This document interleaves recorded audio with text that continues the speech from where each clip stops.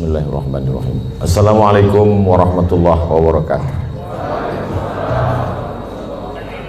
Alhamdulillah wassalatu wassalamu ala Rasulillah wa ala alihi wa sahbihi wa man tabi'ahu wa mawalah. Rabbi shrah li sadri wa yassir li amri wahlul 'uqdatam min lisani yafqahu qawli. Yang sama-sama kita hormati Bapak Dewan Komisaris Bank Sumut, Bapak-bapak Direktur Bank Sumut, karyawan, pegawai, tak dapat saya sebut satu persatu. InsyaAllah kita semua dimuliakan Allah Subhanahu wa ta'ala. Amin ya rabbal alamin. Anak raja naik sampan, baju bagus bukan untuk pamer. Bagaimana tahu muka tampan kalau muka ditutup masker? Itu pantunnya baru dapat aja tadi. Jadi sekarang ini banyak orang yang galau. Yang tak punya duit galau, yang punya duit makin galau. Karena begitu banyak orang yang meninggal karena COVID-19. Itu yang datang itu baru COVID-19, belum COVID-20, belum COVID-21. Oleh sebab itu maka menghadapi ini tidak ada cara dan jalan lain kecuali berserah diri kepada Allah Subhanahu wa ta'ala. Kita diajarkan Nabi Muhammad SAW, mau ada COVID walaupun tak ada COVID, keluar dari mulut kita itu sama, la haula wala quwata illa billah. Jadi kita diajarkan itu bukan sejak ada COVID ini saja. Sebelum COVID itu ada muncul, kita sudah berkata bangun pagi, alhamdulillahillazi ahyana, dia yang menghidupkan kami, wa amatana, sebelumnya kami mati, wa ilaihin nusyur, dan kita pun akan kembali kepada dia. Ini menghadapi COVID ini manusia ini terbagi dua, Eka dan Eki, ekstrim kanan, ekstrim kiri. Yang ekstrim kiri tak ada COVID itu, malah ditantangnya, mana COVID itu biar kunyah-kunyah. Yang satu lagi pula amat sangat ketakutan COVID, semua dicucinya, semua cuci, wali ke rumah semua cuci tangan, sampai saking seringnya cuci tangan sampai nampak contekan waktu SD dulu. Ada yang mengirim gambarnya ke saya. Oleh sebab itu kita Ahlus Sunnah wal Jamaah berpegang wa kadzalika ja'alnakum ummatan wasata. Kami jadikan kalian ini umat yang pertengahan. Tidak terlalu berani kepada COVID karena dia memang penyakit, dia virus, benda itu memang ada. Virus ini ada dari dulu. Virus flu, influenza, sampai sekarang belum hilang. Maka banyak orang kena influenza. Virus, penyakit, kuman malaria, sampai sekarang masih ada. Jadi yang namanya virus, kuman, bakteri, penyakit itu ada. Ada yang mati, ada yang tak mati. Jadi kemarin kebetulan saya ceramah di rumah sakit, ketemu sama dokter. Kata Pak Dokter, Ustadz Somad, itu sebetulnya kalau kita cuci tangan itu membunuh bakteri. Kalau kita cuci tangan, pakai hand sanitizer, pakai sabun, itu membunuh bakteri, Ustaz. Adapun virus tak mati, kata dia. Saya tak pula saya tanya apa beda virus sama bakteri. Nampak kali bodoh kita kan? Masa profesor nanya? Ya, diam aja, saya angguk-anggukkan aja. Jadi Ustaz Somad, itu virus itu cara mematikannya bukan dengan cuci tangan, Pak Ustaz. Saya diam aja, saya dengar terus. Cara mematikannya itu jangan kasih dia makan. Makanan virus itu gula. Maka kalau tak ada gula, mati dia. Jadi bagaimana cara membunuhnya? Kata dia, banyak-banyak puasa sunat. Memanglah itu ajaran Nabi Muhammad SAW. Jadi kalau orang yang faham hikmah di balik ini, maka sesungguhnya dia tahu bahwa Nabi Muhammad SAW itu tidak hanya mengajarkan kita doa, tak hanya mengajarkan baca yasin, tahlilan, takziah. Bukan hanya itu, bahkan sampai ke virus, bakteri, pandemi, wabah abad 21 pun sudah diajarkan Nabi sejak 14 abad yang silam. Apa kata Nabi? Iza sami'tum bihi, kalau kau dengar ada suatu wabah terjadi di suatu negeri, la taqdimu ilaihim, jangan kalian datang ke situ. Kalau ada suatu wabah terjadi, sudah ditetapkan bahwa negeri itu zona merah, zona hitam, jangan kau datang ke sana. Wa idza waqa'tum bihi, kalau di kampung halamanmu terjadi suatu wabah pandemi, la takhruju firaram minhu. Kalau kau dengar ada suatu wabah terjadi di suatu negeri, jangan kau datang ke sana. Dan kalau kau berada di suatu negeri terjadi wabah di situ, jangan kau keluar dari kampungmu. Itulah yang dikenal orang sekarang dengan istilah PSBB, lockdown, social distancing. Bahkan kemudian beberapa negeri kota sampai dikepung, tak boleh keluar, polisi tentara dikerahkan. Sudah diajarkan Nabi SAW 14 abad yang lalu. Bagi yang belum kena, amalkan ini. Bagi yang sudah kena, mati dia. Nabi mengeluarkan statement sabda. Apa kata Nabi? Al-mat'unu syahid. Orang yang mati kena penyakit wabah, syahid, maka matinya mati syahid. Orang yang mati syahid itu selamat dari 4. Tak merasakan sakratul maut, tak merasakan azab kubur, tak merasakan hisab, langsung masuk surga. Jadi Nabi itu sudah berikan 2 langkah. Bagi yang belum kena, ini obatnya. Yang sudah kena, ini obatnya. Maka keluarga tak terlalu bersedih hati. Kenapa? Karena saudaranya, keluarganya, bapaknya, ibunya, anaknya, neneknya, keponakannya, jirannya, sahabatnya itu meninggal dunia dalam keadaan syahid. Dan bagi yang masih hidup, kita diajarkan untuk melakukan langkah-langkah social distancing, protokol kesehatan. Makanya saya tak berani kalau ceramah tausiah di tempat yang tak bisa dibuat protokol kesehatan. Nah, adapun di sini bisa Ustadz nanti di Wang Sumut, nah, kita tengok dulu ada tak protokol kesehatan. Ternyata lengkap semuanya. Begitu datang tak bisa dikenali mana direktur, mana, sama semua mukanya, tutup muka. Biasa dulu saya ke Medan ini disambut dengan tola al-badul alaina, solawat, salatullah, salamullah.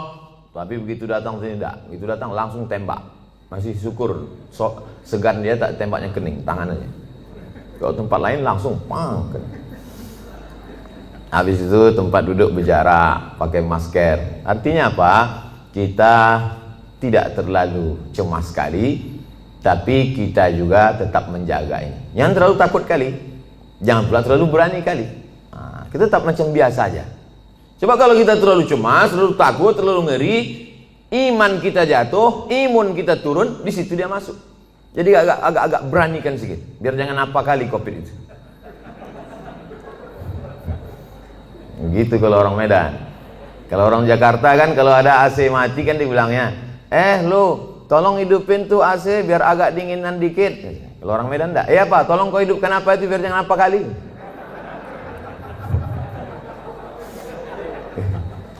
Bapak Ibu yang dimuliakan Allah Subhanahu wa taala. Qul, katakanlah, lan yusibana illa ma kataballahu lana.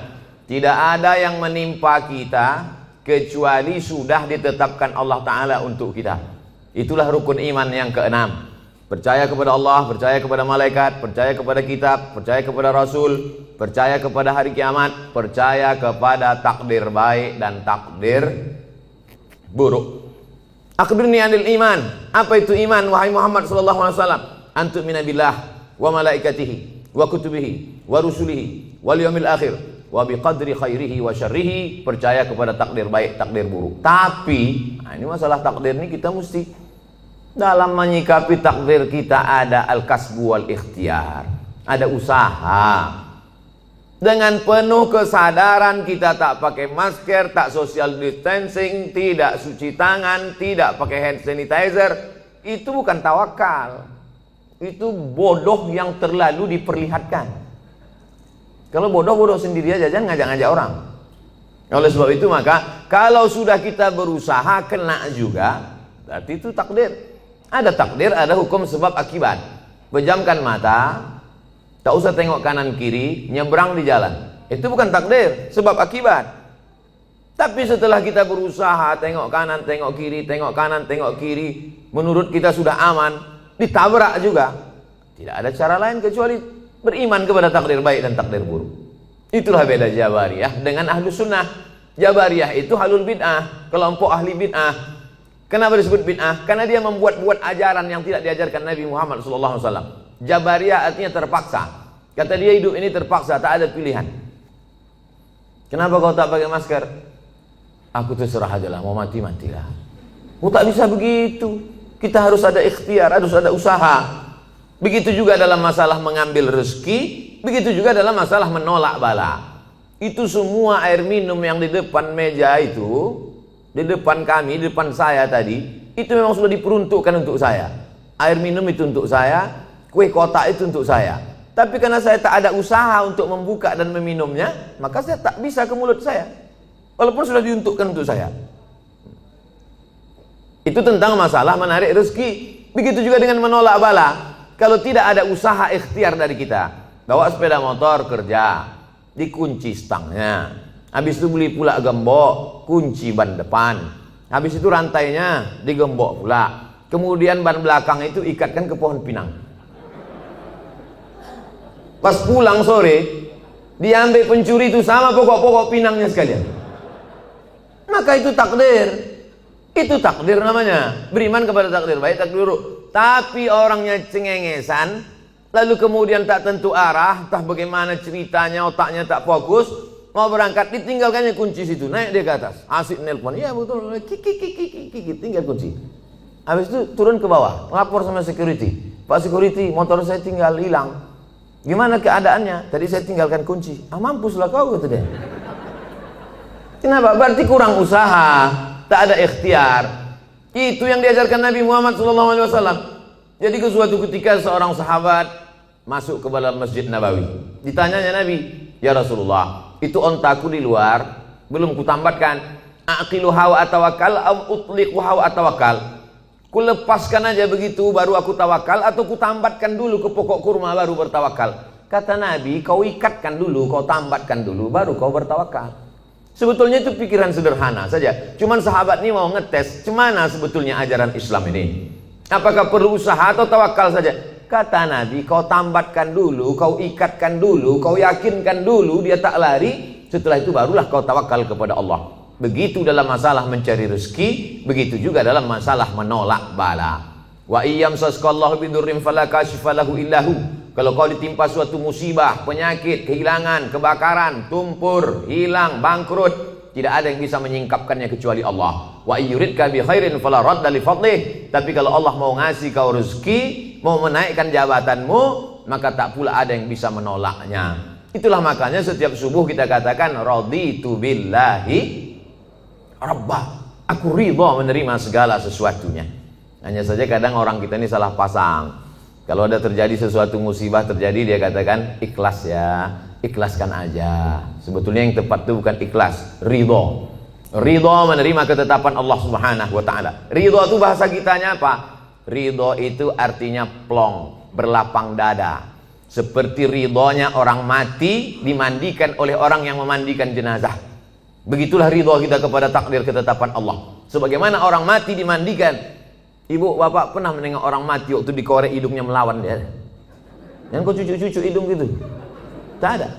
Terserahlah, mau kalian cucuk hidungku, telingaku, terserah. Makanya waktu kita masih hidup ini baik-baik sama orang. Nanti balik dari sini cari di RT RW itu siapa yang memandikan jenazah, baik-baik sama dia. Kalau kita sombong-sombong sekarang, pas kita mati nanti disemprotnya pakai dorsmir. Apalagi Bank Sumut ada program santunan, santuni mereka. Memandikan jenazah, orang yang menguburkan, orang yang supir ambulan.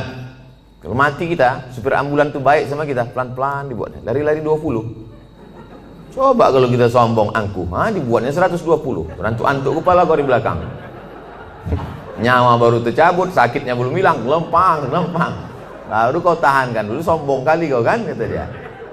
Oleh sebab itu maka ini semua adalah bagaimana kita menyikapi hidup. Hidup ini dari dulu sampai sekarang begini-gini aja. Dari sejak zaman Nabi Adam sampai Adam Smith, hidup ini begini-gini aja. Yang kaya sombong, yang punya jabatan sombong, orang miskin susah melarat, mau mati aja bawaannya. Jadi tinggal kita bagaimana menyikapi hidup. Dulu yang hidup di Medan ini datuk nenek moyang kita. Habis masa mereka datanglah masa ayah emak kita. Habis masa mereka sekarang masa kita. Ini sedang hijau-hijaunya ini. Ibarat baru bertunas hijau, berbatang, mekar, berputih, berbuah, kuning, layu, mati. Yang di hadapan saya ini hijau-hijau semua. Maskernya maksudnya. Sampai masanya kita akan menguning dan layu. Saya ini agak kuning sedikit. Habis itu tak lama ini layu dan mati. Kemudian datang masa anak kita. Hidup ini singkat Bapak Ibu. Tapi kalau salah kita menyikapi hidup, penyesalannya luar biasa. Takut mati, takut pensiun, takut tak ada duit, takut susah, takut tak ada kerja, pergi ke dukun. Pak dukun, tolong aku. Dalam hati dukun tuh, aku udah lama juga minta tolong sama hantu ini, kata dia. Minta tolong lah pula sama dukun. Ilaha illallah Muhammadur Rasulullah. Tidak ada tempat minta tolong kecuali hanya kepada dia. Itulah yang kita katakan 17 kali sehari semalam. Iyyaka na'budu wa iyyaka nasta'in. Iyyaka na'budu, hanya kepada kau saja aku minta tolong. Iyyaka nasta'in, hanya kepada engkau aku beribadah, kepada engkau saja aku minta segala pertolongan. Makanya waktu subuh, sebelum terbit matahari, sebelum masuk kantor, sebelum kerja, itu dulu yang ditanamkan dalam diri. Tidak ada tempat minta tolong kecuali dia. Makanya ayatnya diatur oleh Nabi. Ayatnya tak boleh ganti-ganti. Ayatnya mesti itu, tak boleh tukar-tukar. Qabliyah subuh, rakaat pertama kuliah, rakaat kedua hanya dia saja. Waladdallin amin. Qul huwallahu ahad. Esa, tunggal tak berbilang. Minta hanya kepada dia. Allahus. Jangan ragu-ragu ucapannya. Allahus samad. Coba tengok terjemahannya. Allahus samad, hanya dia saja tempat bergantung. Jangan bergantung kepada kawan. Hari ini kawan, besok berubah menjadi lawan. Jangan bergantung dengan atasan. Besok masanya berganti atasan, berubah dengan yang lain. Jangan bergantung dengan siapapun. Ibu jangan terlalu bergantung dengan bapak. Nanti bapak itu kawin lagi, ibu stres. Provokator Ustaz nih. Enggak. Aku cuman, beban ini sama-sama berat. Tapi kalau kita siap dengan tak siap, itu beda. Kita tak siap menerima beban ini, akhirnya kita down, jatuh. Ini ada semen. Kita tanya dulu beratnya berapa? 1 sak. Yakinkan bahwa 1 sak itu 50 kilo. Sehingga ketika dia datang kita siap. Jangan kita tanya sama Ustaz, Ustaz, 1 sak zakat fitrah itu berapa? 3 kilo. Itu 1 sok. Disangkanya 3 kilo, pas ditimpa tumbang, jatuh, mati. Ya kalau mati langsung, kok setengah mati? Stroke 6 bulan? Berkulit-kulit mata, tak mati-mati. Datang Ustaz Somad suruh baca doa, baca Yasin 3 kali. Alhamdulillah Pak Ustaz, udah mati. Lalu soal itu Bapak Ibu yang dimuliakan Allah, semua kita ini mati. Tak ada yang tak mati. Michael Jackson berapa duitnya mau menyogok Tuhan supaya tak mati? Tak bisa. Dibuatkannya sudah 1 kapsul supaya dia masuk ke dalam, supaya malaikat maut tak masuk ke dalam. Sudah disebutkan Allah dalam Quran, aina ma takunu yudrikumul maut. Dimanapun kau berada, kematian akan datang menjumpai kamu. Bukan kita mencari mati itu. Mati itu datang menjumpai kita. Coba tengok bunyi ayatnya. Yudrikumul maut, mati itu datang menjumpai kamu. Jadi kalau ada orang hari ini petantang-petantang, mana mati itu? Sini, sini. Sabar aja kau. Kalau memang udah datang, nanti tak usah kau panggil, datang juga dia. Yudrikumul mautu, kematian datang menjumpai kamu, walau kuntum fi burujim musyayyadah, walaupun kau berada di tempat peti yang kokoh. Karena dulu orang kafir musyrik jahiliyah itu dipakunya kotak, masuk dia ke dalam. Ditanya sama kawannya, kenapa kau dalam? Mudah-mudahan malaikat maut tak bisa masuk ke sini. Aina ma takunu, dimanapun kau berada. Mati jangan dicari. Mati tak perlu kita cari, tapi kita bersiap apa yang akan kita bawa untuk mati menghadap Allah Subhanahu wa taala. Lan tamuta nafsun qabla an tastakmila rizqaha wa ajalaha. Orang tidak akan mati sebelum 2 penuh. Rezekinya penuh, ajalnya penuh. Asal sudah penuh, jalan. Kita ini macam truk. Selama belum penuh, berhenti dia. Asal sudah penuh, jalan. Abdul Somad belum penuh lagi. Bapak-bapak di depan sama ibu ini pun nampaknya belum lagi penuh. Asal sudah penuh. Makanya wafat itu artinya penuh. Wafat artinya penuh. Kemana si Anu?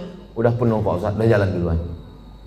Nanti kalau nampak kawan macam-macam dia, tak sholat dia, tak zikir dia, tak sedekah dia, kasih tahu sama dia. Aku tengok kau udah agak-agak penuh ini. Bapak Ibu yang dimuliakan Allah Subhanahu wa taala. Ustaz takut tak mati itu? Saya tidak takut kali. Cuman agak takut juga sedikit. Semua hidup ini sudah saya rasakan. Disambut oleh orang-orang besar, hebat-hebat, sultan-sultan, raja-raja, udah menteri-menteri, udah disambut pula sampai ke hutan belantara, sampai tak ditegur orang, sudah masuk saya ke dalam hutan-hutan, satu pun tak ada menegur, tak ada yang kenal. Jalan saya cuek aja dia. Bapak, kata saya, kata dia, pernah macam-macam. Ceramah diundang orang pakai mobil mewah, pernah. Ceramah diundang pakai mobil sayur, pernah juga. Kalau pakai mobil mewah itu kita dijemput orang, bukakan kacanya. jalan ya. Begitu sebut pakai mobil sayur, baru gini mati mesin.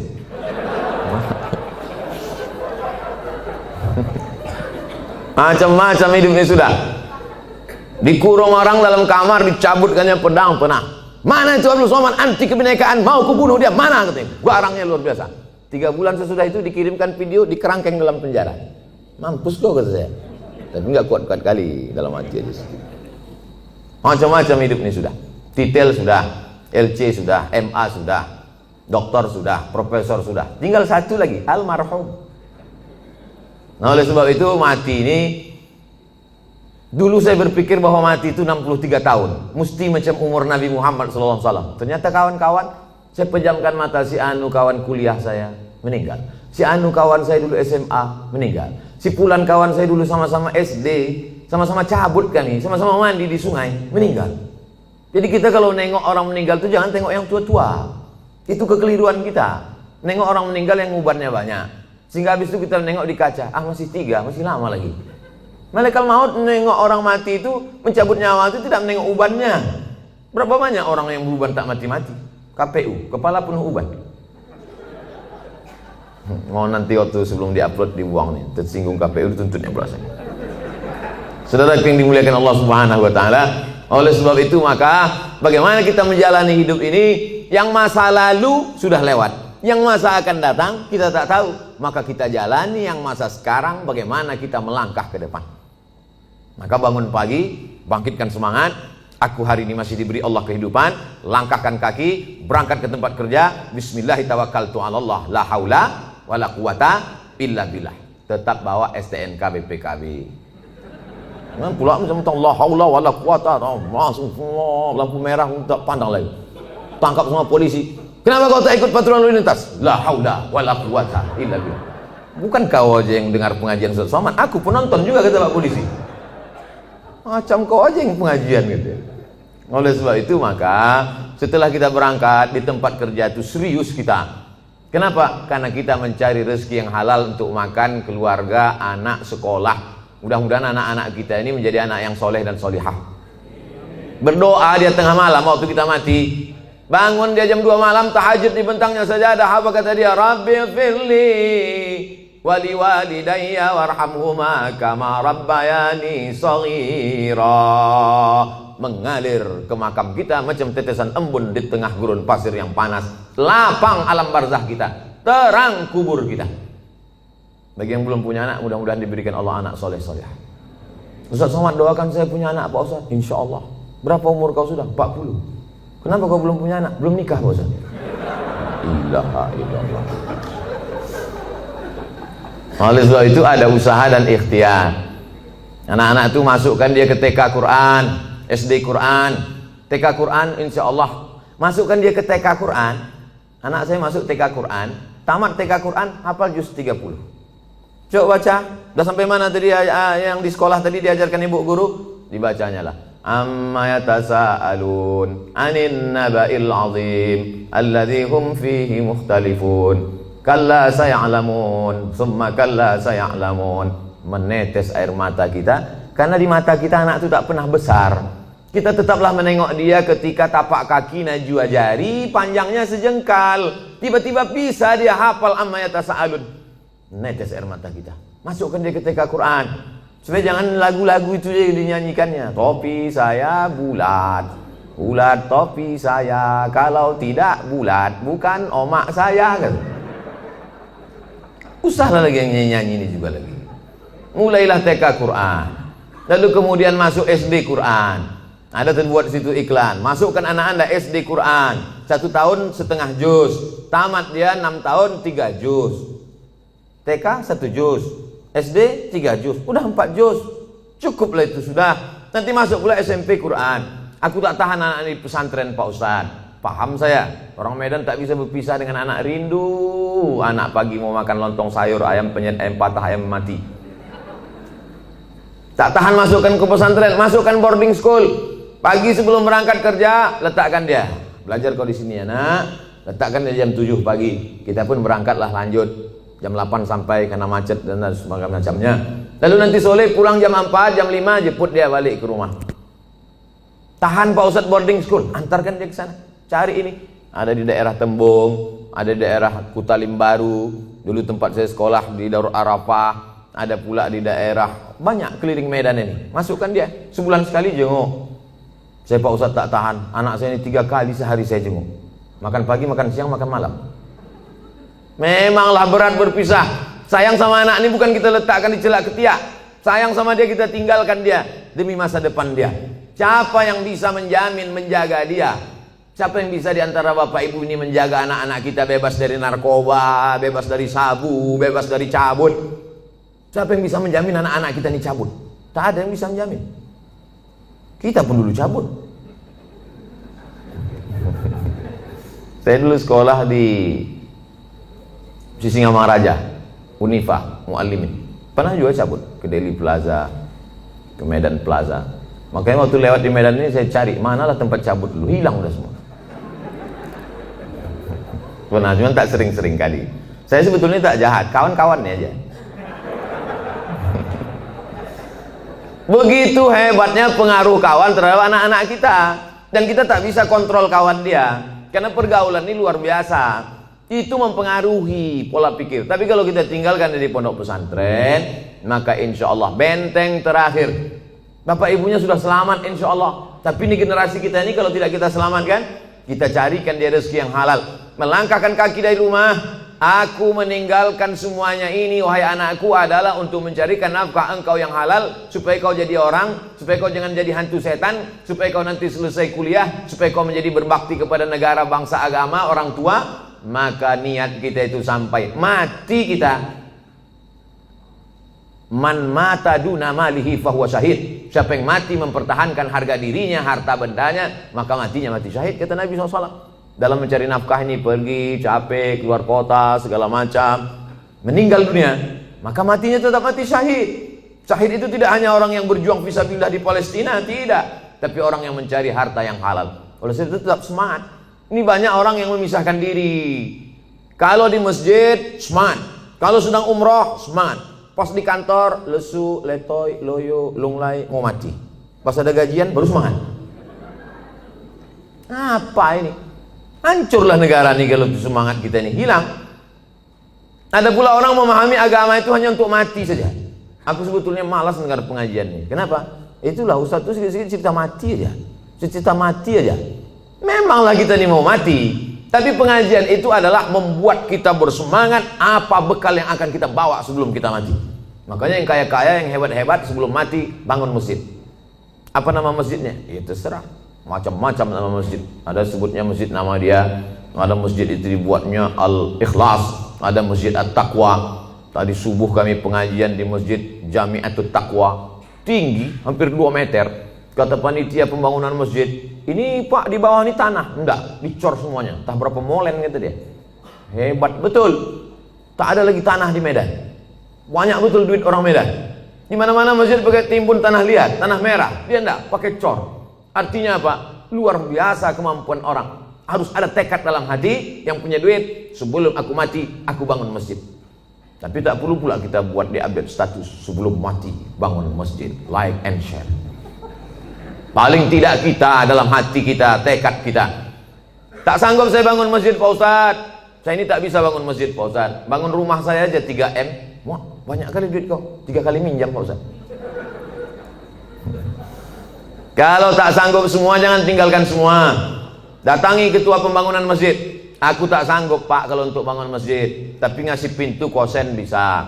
Ini ku kasihkan kipas angin. Ini aku kasihkan meja untuk pengajian Ustadz. Ini ku kasihkan kursi khusus. Ini kursi Pak untuk wakaf di masjid ini. Mantap kali kursinya. Ini kalau pas Ustadz Somad aja datang ke Medan. Ustadz lain jangan. Jangan begitu. Semua dipakaikan. Itulah yang akan kekal abadi. Ini kadang banyak orang ini mau numpuk. Mobil, motor, rumah segala macam. Pas mati habis, tinggal semuanya. Hidup kita ini macam mimpi Bapak Ibu. Kata Sayyidina Ali an-nasu niyam. Manusia ini tidur semuanya. Bapak ini sedang tidur, ibu sedang tidur. Semua kita ini sedang tidur. Kita baru terbangun itu ketika kita mati. Barulah kita tersadar rupanya kita ini sedang dalam tidur panjang dan sedang mimpi lelap-lelapnya. Ada yang sedang mimpi jadi ustadz terkenal. Ada yang sedang mimpi jadi pengacara, ada yang sedang mimpi jadi bankir, ada yang sedang mimpi macam-macam mimpinya, ada yang sedang mimpi selingkuh. Setelah mati barulah kita tahu kenyataan. Oh, ternyata ini hidup hanya mimpi saja. Siapa yang paling mulia di antara kita nih kalau mati nanti menghadap Allah? Tak ada jaminan Ustaz Abdul Somad lebih mulia, tidak. Apakah Bapak Dewan Komisaris, Bapak Direktur lebih mulia? Belum tentu, belum jaminan. Tapi paling tidak mereka di dunia pernah mulia. Di akhirat mudah-mudahan mulia. Jangan sampai di akhirat tak mulia, di dunia sengsara. Nauzubillah. Makanya doa kita diajarkan Nabi, Rabbana atina fid dunya hasanah wa fil akhirati hasanah. Makanya waktu tawaf itu Rabbana atina fid dunya hasanah wa fil akhirati hasanah wa qina azabannar. Rabbana atina fid dunya hasanah. Ada pula bapak-bapak satu-satu lagi, Rabbana atina fid dunya hasanah wa fil akhirati fatimah. Itu yang ngasih bimbingan manasik haji saya tahun 92 dari embarkasi Polonia Medan. Saya berangkat bulan Mei 1992 dari embarkasi Polonia Medan. Belum ada Kuala Namu lagi waktu itu. Lalu kemudian datanglah Ustadz, lupa saya nama Ustadznya, ngasih manasik haji. Dia yang cerita itu. Ada jamaah haji dari Medan, kata dia berdoa di samping Ka'bah, Rabbana atina fid dunya hasanah wa fil akhirati fatimah. Dipanggil sama Ustadz. Kenapa kau sebut Fatimah? Kalau ku sebut dua kali hasanah, marah Hasanah. Biniku yang kedua Fatimah. Itulah pentingnya kita paham apa yang kita doakan ini. Artinya semangat saja tak cukup. Kita mesti berdoa kepada Allah Subhanahu wa taala. Allah itu suka kita meminta, kata Nabi, sisa'ana alih. Walaupun ketika selapmu, sendalmu putus.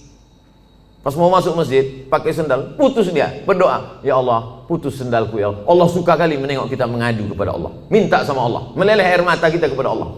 Ini banyak sekarang orang tak mau lagi berdoa, sombong. Assalamualaikum warahmatullahi wabarakatuh. Assalamualaikum warahmatullahi wabarakatuh. Assalamualaikum warahmatullahi wabarakatuh. Langsung buka HP. Tengok dari belakang macam kusuk berdoa. Pas depan Romi megang handphone. Kau kenapa tak berdoa? Alah, yang lama aja belum kabul, ngapain tambah lagi? Ini orang, astagfirullahaladzim. Oleh sebab itu saya tetap berdoa. Sebelum berangkat tadi kemari berwuduk dulu. Bukan mau sholat, enggak. Sholat sudah jamak, tadi jamak takdim. Zuhur dengan asar, ditarik asar ke zuhur. Tapi saya akan menghadapi hamba-hamba Allah. Ya Allah, yang mau ku hadapi ini nanti hamba-hamba Allah semua. Yang saya hadapi ini hamba Allah kan? Ada juga hamba setan sekarang. Menyembah Nyi Blorong, Nyi Loro Kidul, menyembah hantu tuyul, menyembah begu ganjang. Yang kita sembah ini Allah. Ya Allah, yang mau ku hadapi ini hamba Engkau ya Allah. Bajunya aja macam-macam. Ada bajunya komisaris, ada bajunya direktur, ada bajunya security, ada bajunya pegawai, ada bajunya office boy, ada bajunya karyawan. Bajunya aja beda, isinya sama. Semua ini isinya sama. Kalau dibelah keluar urat, keluar darah. Ada di antara nih kita nih kalau dibelah keluar kabel. Nah ada. Sempat ada di sini dibelah keluar kabel, dua kemungkinan. Kalau tak Robocop, Transformer. Nggak ada. Selama masih ada kulit, ada darah, ada daging, berdetak jantung, berarti jantungnya. Semua kita nih casingnya aja macam-macam, jantungnya sama. Makanya saya kadang dikritik jamaah, Ustaz ceramah bajunya itu terus, pakailah baju lain. Saya pakai baju. Batik dari mana tuh Pak Ustaz? Batik Tapanuli Selatan. Mereknya Pak Ustaz Casio, dikasih orang. Saudara yang dimuliakan Allah Subhanahu wa taala. Baju kita aja, casing kita aja yang beda. Isinya di dalam sama, tetap jantung tuh yang berdegup, yang berdetak. Berdegup, berdetak. Begitu kalau orang kerja di bank. Kalau orang utang nasabah baru agak kencang sedikit tuh.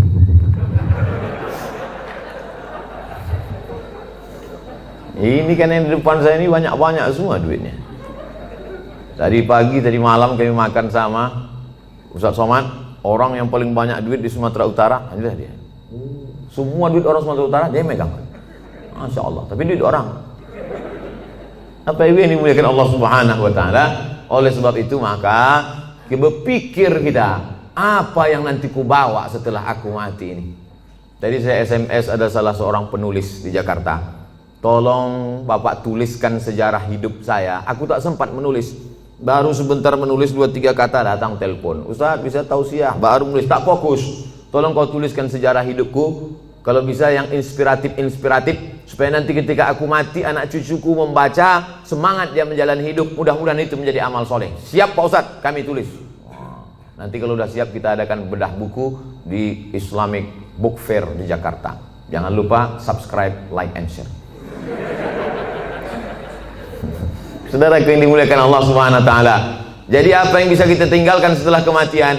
Kami tadi pagi melewati Old Town, kota tua. Wah, bagaimana Medan tahun 1800, 120 tahun yang lalu. Ini gedung ini kota tua ini. 100 tahun yang lalu disitulah orang-orang kaya, disitulah datuk-datuk, disitulah sultan-sultan, disitulah Belanda-Belanda, disitulah orang-orang hebat. Hari ini hanya tinggal sarang laba-laba, rumah tinggal, rumah tua. 100 tahun yang lalu. Begitu juga dengan 100 tahun yang akan datang. Kalau tak kiamat dunia ini, kita hanya tinggal kenangan saja. Yang kaya sekarang akan mati, yang hebat punya jabatan akan menghadap Allah Subhanahu wa taala. Oleh sebab itu, yang pertama, bangkitkan semangat kerja. Anak-anak kita didik, dia pula akan mendidik anak dia akan mendidik cucu cicit dia, maka kita mati, mereka tetap mengirimkan doa kepada kita. Kalau kita ajarkan doa dikirimnya. Kita ajarkan lagu lah dikirimnya. Meninggal kita, tak pernah kita ajarkan doa, datanglah dia dengan anaknya, dengan istrinya, dengan menantu kita, semuanya pakai baju hitam semuanya, baju hitam, celana hitam, kerudung hitam, topi hitam, kacamata hitam. Dibuatnya tulisan, kunjungan Men in Black. Tapi kalau kita ajarkan dia Bismillahirrahmanirrahim, Yasin wal Qur'anil Hakim, innaka laminal mursalin ala siratim mustaqim, tanzilal azizir rahim, iqra'uha ala mautakum. Kalau kamu ziarah, bacakan itu, ziarah kubur. Payah Pak Ustaz, bawa Yasin nih payah. Kan ada Play Store. Tulislah di situ Quran digital. Enter. Sekarang jangan. Tak ada signal sekarang. Ada Play Store, download Quran digital. Buka surat 36 Yasin, baca. Malam Jumat buka surat yang ke-18, 17 Al-Kahfi, baca Al-Isra Al-Kahfi. Al-Kahfi, man qara'a surat Al-Kahfi, paksa-paksakan diri. Kalau menunggu lapang, menunggu luang, tak akan ada waktu lapang, tak akan ada waktu luang. Nantilah Pak Ustaz, udah agak-agak besar anak sedikit, nanti waktu lapang luang baru saya baca Quran. Tak ada. Sempat-sempatkan diri dari sekarang. Ibu-ibu alhamdulillah menyempatkan diri pengajian. Di wirid Yasin di daerah perumahan, di daerah ikut, pengajian-pengajian di kantor ikut. Kau tak ngaji? Nantilah, udah anak-anak besar. Anak besar makin sibuk. Kau tak ngaji? Nantilah anak nikah. Anak nikah makin sibuk, bercucu. Ibu ini kenapa tak datang lagi? Jaga cucunya Pak Ustaz. Padahal kalau kita mati bukan mau cucu itu ikut. Pernah Bapak Ibu nengok orang meninggal cucunya ikut? Gak ada, paling nangis saja di atas. Nenek, gitu. Mau kau masuk? Enggak. Bukan saya mau hasut Bapak Ibu tak sayang sama anak cucu. Silakan sayang, tapi pikirkan kita. Sayang sama dia, masukkan dia pesantren. Sayang sama dia, ajarkan dia baca Quran. Sayang sama dia, suruh dia menghafal Yasin. Yang paling bagus baca Yasin. Kalau tak bisa baca Yasin, baca di bawah Yasin Al-Fatihah, Qul huwallah 11 kali, Qul a'udzu falaq sekali, Qul a'udzu nas sekali. Ziarah kubur. Kemarin saya ziarah ke makam abang saya Pak Ustaz. Cemana Bapak? Lalangnya setinggi tegak Pak Ustaz. Dulu bukan main dia sayang sama anak-anak itu Pak Ustaz. Setinggi tegak lalangnya Pak Ustaz. Itu menunjukkan mereka tak pernah ziarah. Kalau mereka datang, apalah salahnya, apalah susahnya kalau mereka bawakan mesin potong rumput. Padahal dulu waktu hidup almarhum itu dikasihnya rumah, dikasihnya mobil, dikasihnya kebun. Setelah dia meninggal, mesin potong rumput pun tak terbawakan orang itu Pak Ustaz. Jadi Bapak kemarin ziarah ke abang apa Bapak itu segitu tinggi lalang? Iya Pak Ustaz. Berarti selama ini Bapak tak ziarah juga? Saudara kandung pun tak ingat, anak kandung pun tak ingat. Ustaz Somad masih ingat ziarah? Ya, kami jalan darat dari Pekanbaru. Saya sempatkan sampai pula di kisaran jam 10, jam 11 malam. Tetap saya ziarah jam 12 malam. Jam 12 malam ziarah. Tak takut Ustaz sama hantu. Hantu itu takut sama saya. Saya sama hantu. Tuh katanya. Kita takuti Ustaz Somad? Tak usah, kita yang takut sama dia. Sok hebat kali Ustaz Somad. Bapak Ibu yang dimuliakan Allah Subhanahu wa taala, kita bacakan ketika ziarah kubur salam. Ketika lalu kita ucapkan salam. Assalamualaikum ya ahlad diyar minal mu'minin wa inna insyaallah bikum lahiqun yarhamullahul mustaqdimina wal mustakhirin nas'alullaha lana wa lakumul afiyah. Oh, panjang ternyata salamnya Pak Ustaz. Ya, itu yang diajarkan Nabi. Kami selama ini pendek aja Pak Ustaz. Apa salamnya? Assalamualaikum ya ahlal kubur. Jadilah daripada tidak salam sama sekali. Bagus kalau Bapak Ibu punya duit, buatkan baleho besar. Saya sangka larangan mengucapkan salam ke kubur. Buatkan baleho agak-agak sebesar itu. Saya kira kalau cuma sebesar itu tak sampai 500.000. Bawakan ke baleho, buatkan. Tempelkan di daerah-daerah kubur. Kalau ada duit 500.000, buat 5. Berapa ini satu ini Pak? Bapak tukang digital printing. Kalau satu ini berapa Pak? 150.000. Ini untuk salam untuk orang kubur. Nanti Bapak kalau mati dapat syafaatnya juga. 100.000, ambillah. Takut dia. Buatkan 5. Buatkan 5, tempel di beberapa kubur yang ada di Medan ini. Sehingga nanti kalau orang lewat di kubur itu, dia sempat mengucapkan salam. Assalamualaikum ya ahla diyar minal mu'minin wa inna insyaallah bikum lahiqun yarhamullahu mustaqdimin wal mustakhirin nasallahu lana wa lakumul afiyah. Syukur-syukur sempat dia membacakan Al-Fatihah untuk semua yang ada di daerah makam ini. Assalamualaikum Al-Fatihah. Itu baik sekali.